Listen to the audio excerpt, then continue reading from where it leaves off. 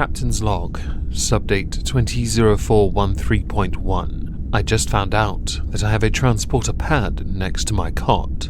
Note to self, don't try to use it to get fresh fish onto the Lovecraft 01, as the transporter is not made for live creatures, and ended up turning the swordfish I was trying to capture into pate. Delicious, but very messy. I may need to set up a containment field for future use.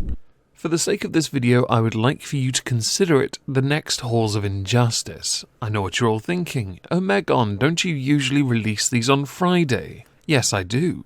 But Content Constable is dropping then, i.e. social repose. Could be fun. Hope to see you all there, provided it gets through monetization. If it doesn't, I might cry. Anyway, this is a bit of a weird one, because it's not someone that's been charged, but I can think of a sentence because of how stupid they're behaving. And it takes a certain level of stupidity to go public with this, considering the circumstances many people are currently facing. Not everyone has access to a transporter or a replicator. The person we are going to be addressing is called Emmie Shute. She hasn't really committed a crime, which is where this gets a bit peculiar. But as you can see, the ISO cube is ready for her, with complimentary looped video footage of a £450 man playing with his boobs and trying on a bra. You're welcome. And by the way, I have other videos of this. I'll happily change the channel to different angles if you want. In the United Kingdom, there is a current shortage. Many retailers have managed to find ways to negate these shortages. They were brought on by panic buyers. Those same panic buyers just bought everything they saw and didn't really think about what it was they needed in favour of what they wanted under the guise of, but we might need it. Foods they may be allergic to. Foods they didn't have storage for, but they had cause. Ordinarily, this doesn't really matter for the most part, but because a lot of retailers have now prohibited the number of people within a family that can enter a store, which then limits it to one person going into a shop at a time, with those same retailers introducing restrictions for how many of a certain item you can buy, or how many items you can order from an online shop, or whether you can do online shopping at all if you are vulnerable or not, and whether or not because of your lack of vulnerability, whether you can only do click and collect, which has to be booked weeks in advance. These are the consequences now the British people have to endure because of the panic buyers who stripped shops clean in a manner and time I can only compare to when Woolworths went under, and on the last days of the shop's existences, people were trying to buy the very shelves that once had products on. Give it time, I'm sure someone will try and sell it to the metal men, who come round and collect it for money. So how does Emmie Shute fit into this? Well, Emmie decided in her infinite wisdom that when the crisis first hit, to buy everything she could think of. Which isn't a joke, because she did an interview with The Sun, where she was very, very happy to talk about all the things she did, and how she completely 100% feels no guilt, knowing that while her children had the choice of the foods that they didn't want, they at least had the choice. Which I get, family first and everything.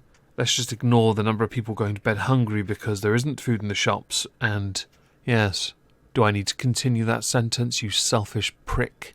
So despite only having 3 mouths to feed, the factory worker from Bournemouth, which I don't think you want to be bragging about now, spent £250 on one food shop where she grabbed fruit, vegetable, eggs and meat, as much of it as she wanted, and according to Emmie this was meant to last 2 weeks. Unsurprisingly, she had to throw most of it out after it went mouldy because no one wanted any of it in her house. But it didn't stop her from buying it. Again, ordinarily not something one should be concerned about. But because of the shortages in food produce, there is a concern. Where this might come back to bite her on the backside is where she is taking photos for The Sun of her posing with all the food she had to throw out, which did draw my attention for a second because we've got this picture here. There are a number of products here that don't go off as quickly or at all, like pickled onions in jars, soy sauce, cheddars, but it was thrown out as well, and regardless. The fresh stuff I get because she admitted herself she didn't even have the freezer space, but she bought it all regardless anyway. Or how about the massive bags of crisps that didn't get eaten either? Her bins were much like all the memes of all the bins that were full of rotten food because people had bought it all and had nowhere to store it. And I should say, while I still do respect her for wanting to do what was best for her children, she blames everyone else for the reason why she herself started to panic buy. As personal experience, I know for a fact my sisters haven't done this once. In fact, they've just got what they needed and what their kids need, and that was it. Because they don't see a reason to panic, even though there is very little. They make the best of a bad situation. It's what happens when you grow up poor. You use what is available and make the most of it. Or you make it fresh. You, Emmie Shute, have 2 children aged 11 and 15, who now their names, along with your face, are going to be put on blast because they wouldn't eat what you got them. Why didn't you just get them what you knew they would eat? Or perhaps just put it in front of them and say, "Go hungry, bitch," which isn't exactly rocket science. It is, after all, what I would assume your family did to you that my family did to me, and currently what my sisters do to their daughters when they think they don't like chips, when I've seen them eat chips over and over again. It is quite funny. The £250 food shop that I mentioned earlier, Emmie did go into detail about what she bought, and my attention was immediately drawn to the fact she admitted to buying 50 toilet rolls. 50 toilet rolls would last me a year. 3 people then we can safely assume would last 10 weeks. Let's say that if they're eating all the junk that you've been buying, yeah, that seems about right. Another excuse you made for the panic buying was that because Boris Johnson was stricken, that we should all just pounce on the panic buying because there's no one here to run the country, yo. I'm not even joking. It's in the damn article. Of the £250 worth of food shopping you bought, so far you've had to throw out £60 of it. Which, by the way, for a lot of people doesn't sound like a lot.